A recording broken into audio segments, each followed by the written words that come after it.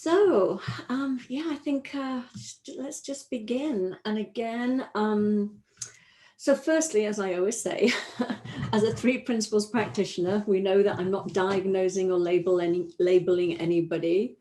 This is just, I use the word, well, there's two reasons why I use the words codependency and narcissistic abuse and love addiction. And that is, because it just basically points to a set of behaviors and thinking that somebody can have, not necessarily that we're diagnosing the person. We know underneath all of that, everybody is whole, complete, not damaged, broken, or anything like that. But the other reason I use the words too, because sometimes in the three principles community, people will say to me, well, why are you even using the words? I want, it was coming across the principles that absolutely helped me in this area in particular. And I really want to reach as many people as possible. And I know that there are hundreds and thousands of people out in the world suffering from what we describe as codependency, love addiction, narcissistic abuse. And I want to be able to help them. So that's also why I use this terminology.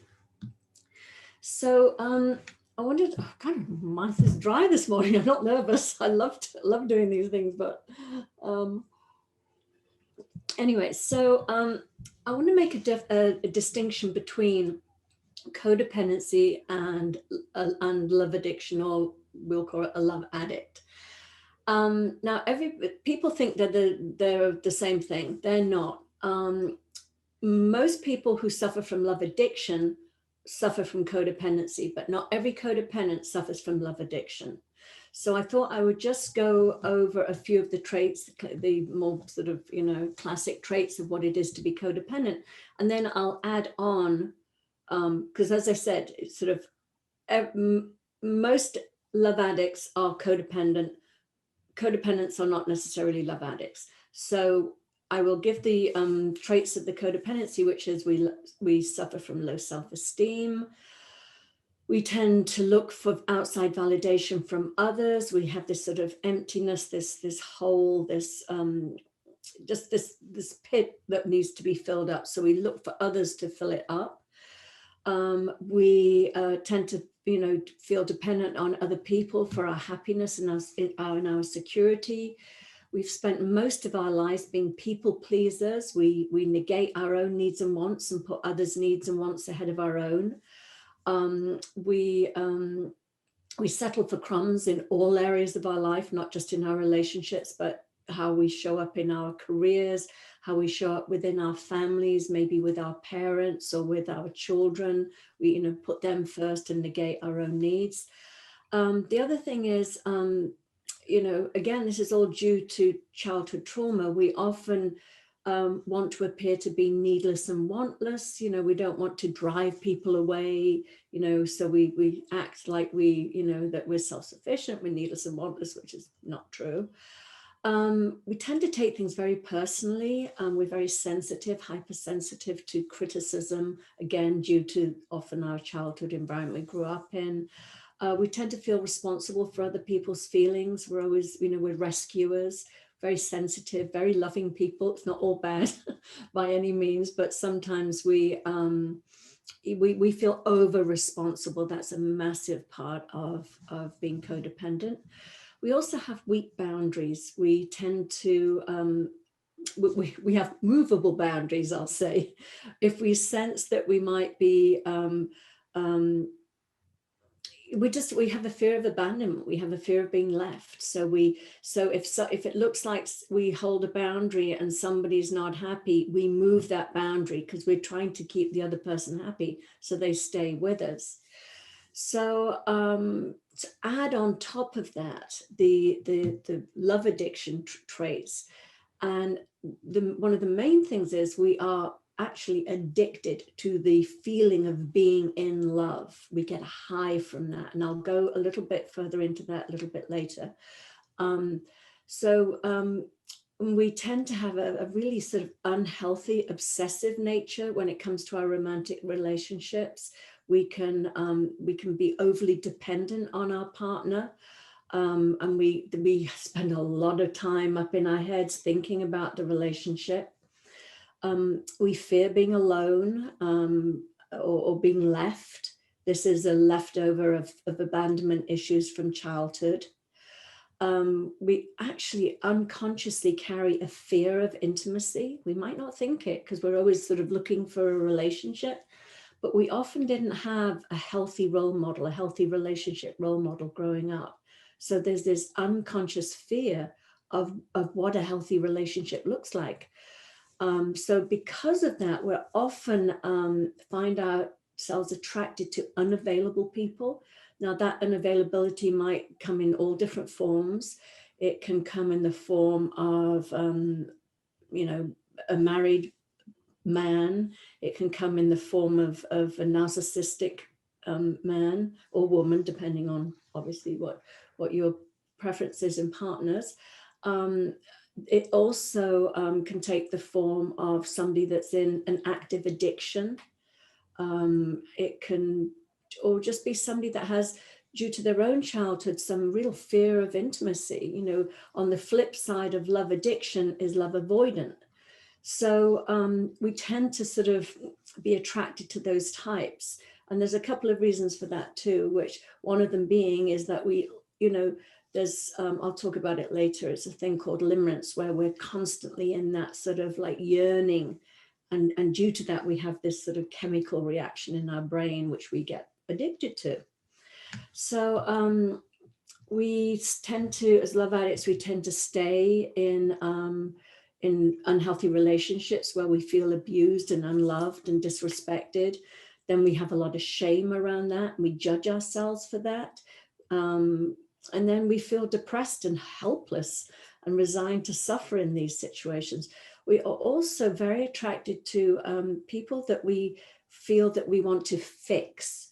Again, there's a sort of an unconscious motivation in there is like, if I'm needed, I won't be left. It's like, it's not just about being loved. It's about when you become sort of essential to another person, they're less likely to leave you. So I also want to say that love addiction is no different than any other addiction. The only difference is, the behavior behind all addiction is to get away from feeling uncomfortable. And the difference in love addiction is that we don't need to go and get alcohol or drugs to change how we feel. Neither do we have to engage in activities like, excessive gambling or shopping or sex or those sort of activities. We actually can escape or numb ourselves out simply by going into fantasy, into romantic fantasy. We can, and this again, as I said, it started in childhood. I mean, clearly as a young child, you couldn't go to a bar or get alcohol or drugs or those activities. So that's why it's actually one of the, it's one of those addictions that's the hardest, because it really is not dependent on anything outside in. It is created within yourself via your thinking. So before I go into the principles and how it helped me break those years and years of habitual behaviors and thinking that kept me, stuck in that type of behavior, I just want to say that, as I said, it's often a result of childhood trauma. Now that trauma can look very different, and it's on a continuum. Some of it is very overt trauma and some is very subtle, and neither one is worse than the other. I sometimes find that when you have really overt trauma, it's like easy to go, oh my God, yeah, I understand this. And when it's more subtle, it's harder to pinpoint it. So there is no one is worse than another by any means. If anything, as I say, the more subtle sometimes is harder for somebody to really grasp. But some of the types of neglect abuse we could have experienced, or trauma as a child, is neglect, abuse. It could either be emotional, physical, or sexual, abandonment, inconsistent parenting, smothering parenting, and any other, type of trauma you can think of. But, I often think back to, when you think about how our parents, or some of our parents, I think a vast majority, certainly I'm 62 now, so back in the sort of 50s and 60s, a lot of our parents used to have to, in trying to create happy, healthy children that were growing up into responsible adults, they used withdrawal of affection and approval to control our behavior. Now, as a young child, that feels like abandonment. You get hyper vigilant, like, is my mum going to love me anymore? Is my dad going to love me anymore? So you have this real sort of fear of abandonment, just by simply a very common classic way of parenting that our parents parented from. So, God, I don't know what's wrong with me. Oh, I know, I ate something salty for breakfast.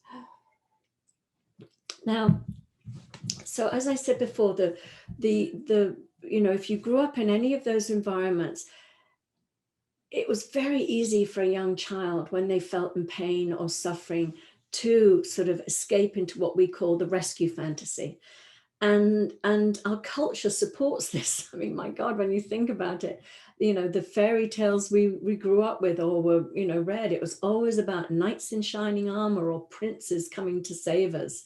So, if you're suffering trauma as a child, and you can, get into that state of believing that somebody was going to come and rescue and end that trauma, and you started to feel better, you carry that into your adult life.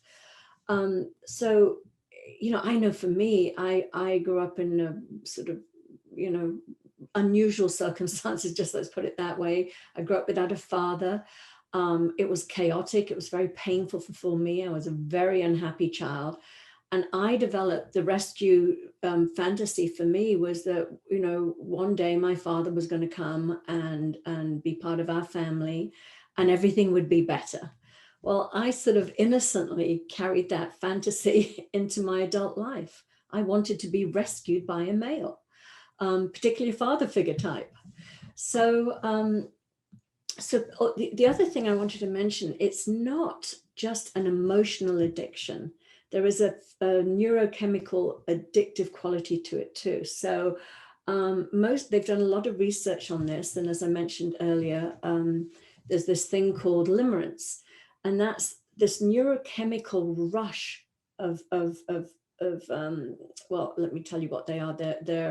They're oxytocin, which is our bonding chemical. We've all heard about it when we have children, that we have this, rise in oxytocin, so we bond with our children.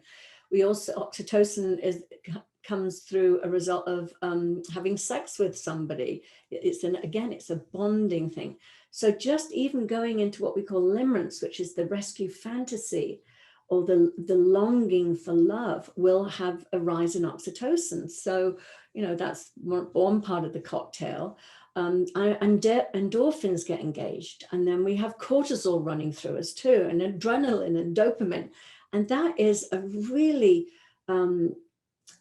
gripping neurochemical cocktail that we can produce within ourselves. You don't have to go out to a bar and say, give me a mixed drink. I mean, it's there for us anytime we need it. So it's obvious that would be a place we would go if we're suffering distress, fear, loneliness, or any of those things. So, so what I also wanted to mention is, a little bit about fear of intimacy. I mentioned it earlier, that unconscious fear of intimacy. Now, if we didn't have a positive role model growing up, a healthy, role models as in a healthy relationship, maybe we grew up with a single parent, or maybe our parents fought a lot, or whatever it was, we unconsciously carry that fear in us, which can also have us avoid healthy relationships. We'd actually rather be in our fantasy. So, in my case, my mother was a single mother. She clearly had a fear of intimacy, even though she would never admit to it. She just happened to keep falling in love with married men and having children with them. And she just thought it was happening by accident. But I have a lot of love and compassion for her, because I see that, she grew up in a really horrible environment. Her parents were, not nice to each other at all. And I won't go into all the details. So clearly she had a fear of intimacy of that type. So she unconsciously, to her, attracted unavailable partners. But she could live in this state of limerence. She was constantly yearning for when they were going to be able to see her. So for me growing up, I witnessed that. So yes, I hadn't a clue how to be in a healthy relationship based on what I saw. I also had a fear of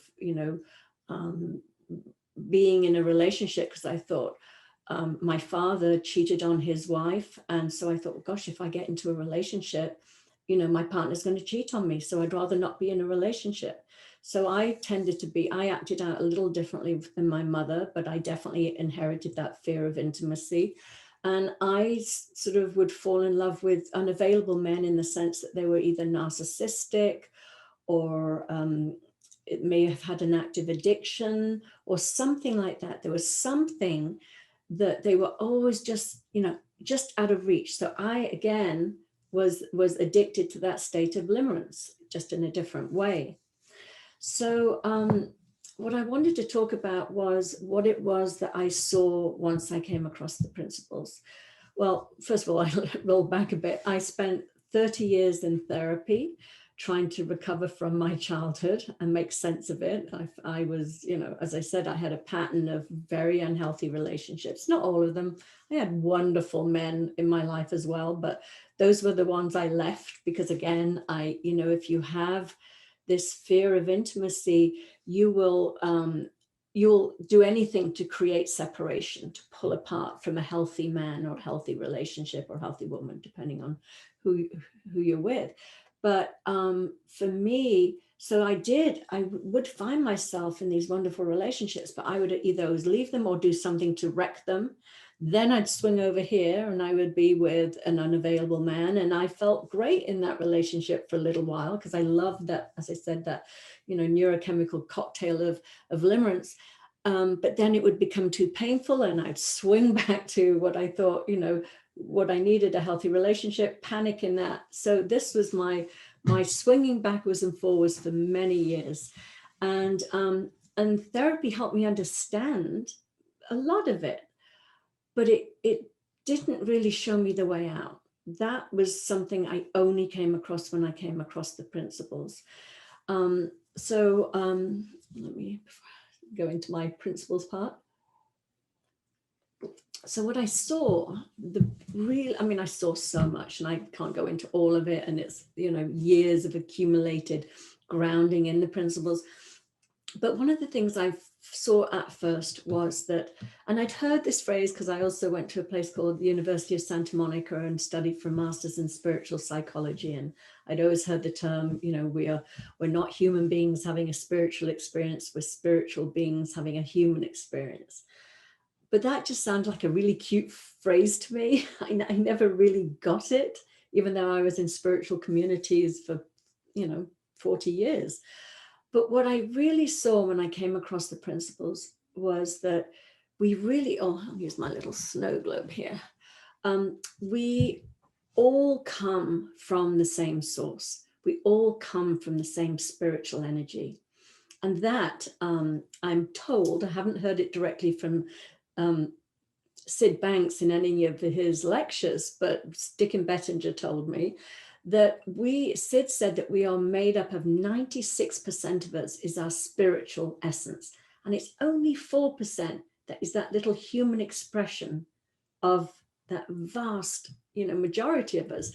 So when I saw it in that, it was like, oh my God, I am mostly spiritual with this tiny little bit of a human thing that, in its innocence forgets that I'm spiritual and believes it's all up to me. But when I saw the ratio, and knowing that at our spiritual essence, we are all created equal.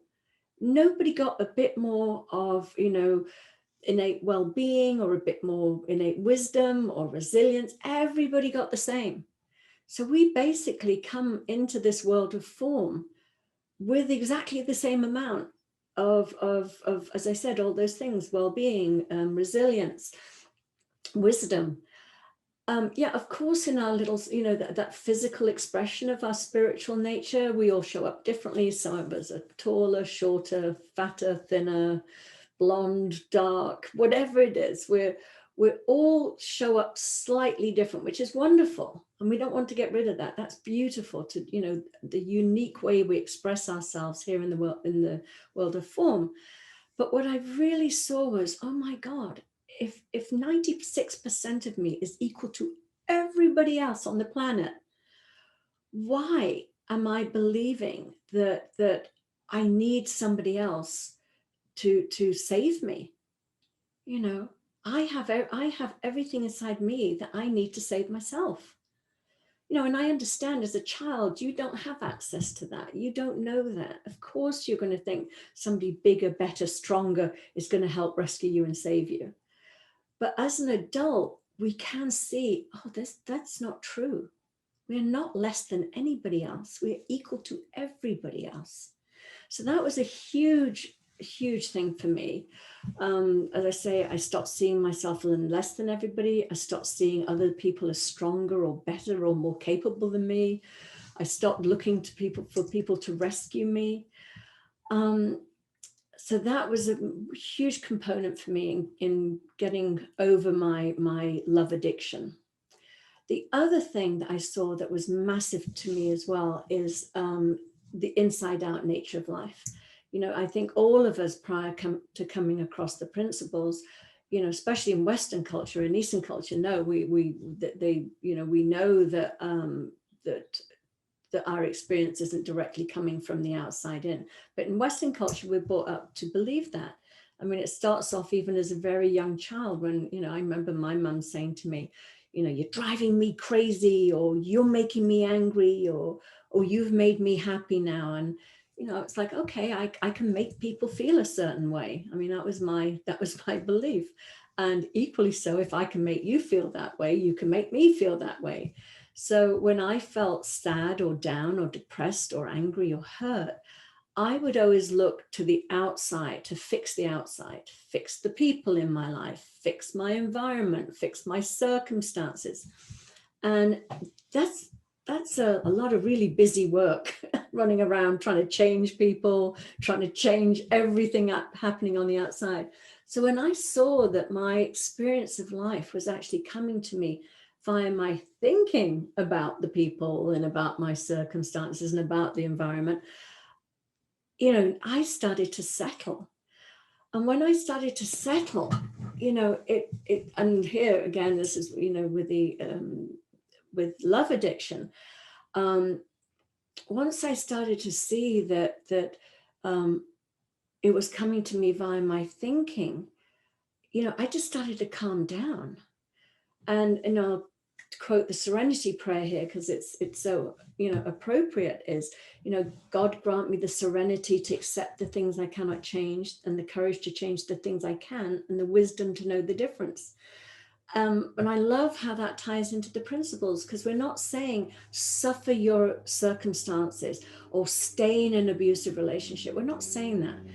And that's where we say, recognizing what we can change, like sometimes our circumstances, sometimes the state of our relationship. Now, we know better than knowing we can change somebody else, because we tried that for many years and it hasn't worked. But we can make changes within ourselves. We have the right to say, this is not the right relationship for me. This is not in alignment for my highest good. I have the right to leave. And again, the principles, when we remember what I just said earlier about we all come into this world with the same amount of resilience and well-being and wisdom. Our partners, if they are actively, in addiction or anything like that, they have the same things we have in us. We are not obliged to stay and rescue anybody. So we're not expecting to be rescued, and we stop being rescuers. We have the right to say, this is not serving in service to me.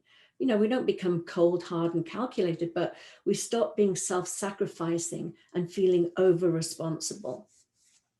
Now, the other thing I saw was the thoughts in my head that had plagued me all my life, telling me things like I was worthless, ugly, stupid, fat, whatever this voice was telling me, I thought that voice was helping. I thought it was telling me who I was. I thought it was reminding me. It was like, it was like my mother's voice, don't get me too big for your boots, or who do you think you are? So this internal voice that would like keep telling me that I wasn't good enough and things like that was, when I learned that that actually was not telling me about me, that was just the nature of thought. It just flows through you. It's the creative nature. Thoughts just like that all day long. I mean, we only have to look at our crazy dreams at night to see how random our thoughts are. Well, that's happening during the daytime too. They're just random. Yeah, another crazy thought, another crazy thought. So when I realized they weren't personal to me, that was massive. I was like, oh my God, I don't have to take that so seriously, and that was a huge thing for me. And then the other thing that I saw was that that I didn't have to control that thinking. I didn't have to put a stop to it. What I saw was that if I left it alone, it would just move on. If I stopped paying attention to it, it moved on even faster. And before I knew it, these thoughts, not to say they don't still sometimes show up, but never, nowhere near like they used to. Before, they were just constant. I could hear them all day long. Occasionally now I'll get a thought of like, I'm writing a book right now. The thought sometimes comes in, yeah, great, Del, you've been writing this book for a few years, so it's not going to happen. And then I go, that's just thinking when I'm in a low mood. There's no truth to that. I have everything inside me to write this book, and I am writing, but I just sometimes put myself into this fear of, is it going to be complete? I go off into, that's the other thing I learned. Oh my God. Again, staying in the present moment, not going off into the future, not letting these fearful thoughts hijack me. It was like the second we are up here in our personal minds, that's where we start feeling fear of the future, regret for the past. So when I can sort of not pay attention to that and know that if I'm feeling fear or feeling regret, I am not in the present moment for sure. Because as we say, unless, we are literally, got the saber-toothed tiger sort of breaking into our house, we really aren't in danger day to day, moment to moment. Not saying that it can't happen, it can, but in general, we are not in immediate fear unless we are in our heads in the future. So, and again, Sydney Banks' famous quote, when I first came across this, it was like, what does that mean? But it's so true. And it just, the depth of it keeps getting truer and truer for me, which is, if the only thing people learned was not to be afraid of their experience, that alone would change the world. So, when we have these fearful thoughts and things like that, of course we want to numb out from them. If we don't know that they're going to just move through us and that they're not personal to us, we are going to reach for substances or behaviors, or, as I said, that sort of rescue fantasy or that state of limerence to not feel the full impact of our feelings. But when we know it's just what humans do, we just have these crazy, I think they said 60 to 100,000 thoughts a day just flowing through us. When we know not to take them seriously, we know that we don't have to escape them. We don't have to numb ourselves out. So, and then lastly, what I saw, this is huge for me again. Again, growing up with that feeling of my father living a couple of miles down the road and never acknowledging me, and my siblings, I had this absolute ache and emptiness and wound inside me that I thought the only way it could be filled up was with somebody's love.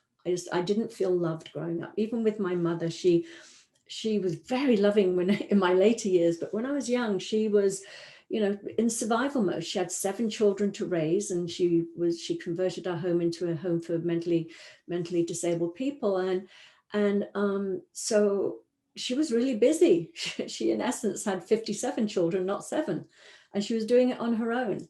So I felt this emptiness and this longing as a child that I believed could only be filled up with love, and love from the outside in. And when I saw that, again, what the principles points to is that we are made of love. That essence of who we are, that 96% of us is made of pure love, pure peace, pure joy. It's there all the time. But I had an image once where it was almost like I'm standing in this beautiful freshwater lake, just crystal clear lake that that I could drink from, but holding an empty cup going, I'm thirsty, fill my cup, not knowing that I was already immersed in this beautiful, fresh drinking water. And it's the same with love. I had no idea that I was made of love. I was immersed in love at my spiritual essence. And so I, again, would keep going for people to fill the cup. But due to my fear of intimacy, unconscious, of course, my cup never got filled. Or if it did, oh my God, God forbid somebody fill my cup, I'd tip it out and run away because it was too scary for me. So either way, my cup was always empty. And when I really started to not pay attention to this personal thinking, to really settle into who I really was at my essence, that well of love that we come from or are made from started to sort of rise up in me just naturally. I didn't have to do anything. I just started to feel calmer, more loving, more satiated. And I stopped looking for it from the outside in. And I remember my son saying to me once, Mom, why are you so loving? And I said, I love being in love. But the thing was, it wasn't the type of in love I used to want to be in love, that limerence type of in love and longing type of in love. It was literally a bathing in the love that I know I am. And it just naturally just keeps pouring forth and pouring out of me now. So I would love to open it up for questions or share a little bit about your journey, just everything. I'd love to go to the top of the hour, but I would love it to be more interactive and have you share if there was anything you saw new or anything you're still struggling with or anything like that. I can see there's only a few of us here, so just raise your hand like that and I can call on you.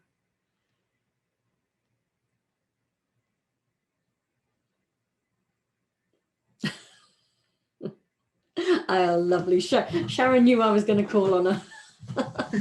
Okay. Oh, great.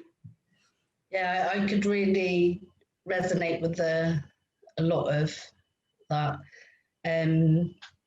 especially the love avoidance and the fear of intimacy. And I've never thought of it like that. So that's made me just, have I got a fear of intimacy? Yeah. So that's made me kind of question that, but that kind of yo-yo in, and then if something does feel nice, pushing it away. Yeah. Total answer. Yeah, total answer to that. Yeah, and it's unconscious, and I have one friend in particular. She was always falling in love with unavailable men, and she kept saying to me, "What is it? Why are men unavailable and women available?" And it was innocent. She just didn't see it. But when we have this unconscious fear of intimacy and we need this sort of safe space, call it safe space, because too much closeness. Now we could have been smothered by a parent. We could have, and love felt, too much, like, like back off, because sometimes codependent parents can be smothering. They want to be enmeshed with their children, especially if they're unhappy with their partner. They can be, and a man too, you can become daddy's little princess and he can become enmeshed with you.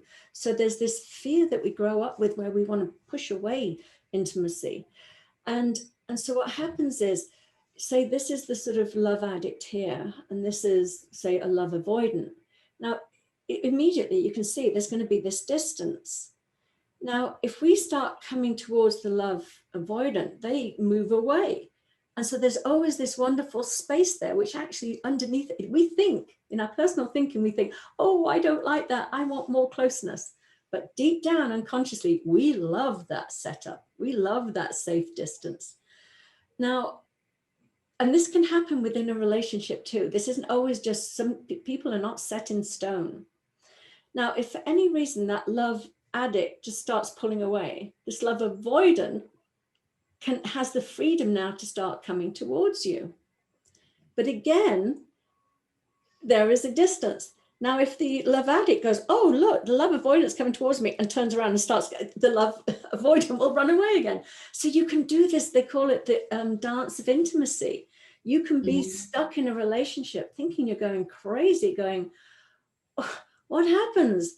You know, as soon as I pull away or don't seem disinterested, they want me. And as soon as I say, okay, I'm here, they go away again. And it's a very, very crazy making, damaging dance you can do. That's one thing. So people that keep thinking they just unfortunately are finding unavailable people really need to look inside and say, where am I unavailable? What am I afraid of? And it's because, again, we can only, you know, have self-awareness and see where we might be acting out unconsciously, having some unconscious thinking that is having us behave in a certain way. So did you hear anything more in there, Sharon? Yeah. There's things to look at. Yeah. No, I can feel it. I feel it in my stomach as you're talking. To, you know, that bit of tightness of like, oh, that could be true of what I'm doing, and or what I've done, I should say. And yeah, so well, just again turning up. I know there's something to see, because I keep feeling like attracted. I want to hear a bit more, and I want to hear a bit more, and it's just more and more is like. Mm-hmm. And you know the beauty of, because I'll admit I don't like too much intimacy. I know that about myself. I can tolerate a lot more than I used to be able to tolerate. You know, I've been in this lovely relationship for 11 years now, but because I am stronger in who I am and I have healthier boundaries, I set them. So I probably set my boundaries a little further out than most people, because I don't know what that's just my comfort level. I didn't grow up with sort of, you know, seeing that sort of, so we have a really, he lives with me now because his house burnt down. But for the first 9 years, we had separate houses. And I loved that. And he was fine with it too. Because that gave me that little bit of space that I knew I needed. Now, in my other relationships, I judged myself for that. I thought there was something wrong with me. There was something, I was broken. What's wrong with me that I don't want this, you know, close relationship? So, so my boundaries were weak. Now my boundaries are very clear. It's like, you know, hey, you do your thing, I do my thing. We're monogamous, we're committed, but there's freedom. You know, if I want to go and travel on my own, I just say, hey, I'm doing this. You know, I don't think it's a very healthy relationship. And I'm but I am aware that there is still that part of me that likes my own space, and there's nothing wrong with that. It's just, you know, as long as you are honest about it and you both share what your needs and wants are, and you're both in agreement with that, and there's no sort of shaming or blaming or anything like that, you know, whatever works for you in a relationship is entirely, you know, up to you. And a lot of people, certainly at my age, when we've been married and had children, sort of love the companionship, but might not want to actually get married again and live in the same house again. You know, so again, it's nothing wrong with it. I mean, I used to have friends saying, what's wrong with you? And I'd be like, well, there's nothing wrong with me. I have the best relationship ever. I've never been so truthful about who I am and what I want in life. And it's working out beautifully for both of us. So anyway, so hopefully you will keep seeing more, Sharon. Yeah, thank you. It's actually nice to know when you say it's okay, because I like to live alone. I don't ever want to live with somebody. And people say, oh, you need to live with somebody, you need to be. And it's like, but I like my own space, and I don't want to share my living environment. I won't even let my kids come back, let alone anybody else. And I like that. So I quite like that you said kind of wrong. Absolutely. Yeah. Yeah, I'm fortunate. I don't mind living with my boyfriend while he rebuilds his house, because he's so easygoing and he doesn't smother me, and he's not possessive, and he's even keeled. So it's okay. But when his house is built again, we're going to do what we did before, which is, I think that it just works for us, and this works for us too. But it's yeah, you make up your own rules between you and the person you're in a relationship with. So I love that you shared that, Sharon. Thank you. Anybody else have anything they'd like to share, and anything you've heard today that you want to make a comment about? Very insightful. As you know, the reason I joined is my sister is like in the midst of time. So I really like the way you explained that. I will take that also from my own clients and the situation with my sister. And I really enjoyed that. All right, it's very well explained. So yeah, thank you. Oh, that's wonderful. I know your sister doesn't speak English, does she? No. Oh, it's such a shame, because my 6-week program be the third time I'm running it, starting on April 3rd, and I'm getting incredible feedback. People are having massive shifts and insights into what's going on, and I'll just share a little bit about it here. I don't know if anybody doesn't know, it's a 6-week program. The first week we dive into the 3 principles, a deep dive. Obviously, that's the foundation. That's what brought me the freedom that I found. And then the second week is we deep dive into codependency and love addiction. Third week is all about sort of narcissistic personality disorder / love avoidant. Not all love avoidants are narcissistic by any means, but that is covered in that. And then the fourth week, it's understanding the dynamics, because there really is, like I described, there is a dance that goes on between a codependent and a narcissist. I mean, they are the perfect match for each other. And I use what I call the teeter-totter example. So imagine, like we call it a seesaw in the UK, but there's a seesaw. So there's a sort of accent, whatever that thing is called here, and the seesaw goes that way or that way. Now, on this sort of level of healthy entitlement, narcissists have elevated levels of entitlement and selfishness, all about them. So they're not sort of on that healthy line there. They're all the way up here. Now, a codependent or a lover addict has the opposite problem. They're all the way down here. They have no sense of self, sense of entitlement. It's all about other people. So clearly there's a balance there. Okay. So what happens, if we are down here, we're always going to be attracted to people up here. They complete us. They have something we don't have. They have confidence. They have assertiveness. They have all these things. So we look to them to complete us. Now, when we understand the principles, and we see that, oh my God, we have all that in us already. We don't need to find it in a partner. Our healthy sense of entitlement starts to raise. Well, I tell you what, narcissists are not interested in that. They go down here. They're like, no, I want all my needs met, not just partially. So if we raise our healthy level of entitlement, our partner, our ideal partner, is going to come in at that too. We meet somebody that is kind, reciprocal in love. They cherish us, they adore us, they don't use and abuse us. So as we do our work, we will bring in a healthy partner. So it's understanding that is really important. And then the 5th week is, should I stay or should I go? Because again, there's no judgment. You've got to check in with yourself. And not all the narcissists in our lives are our romantic partners. They can be our adults. And especially as we get older and we have to suddenly, you know, we start taking care of our parents again as they age, that dynamic that we grew up in can happen again. So, okay, bye, Martine. Thank you so much. Bye-bye.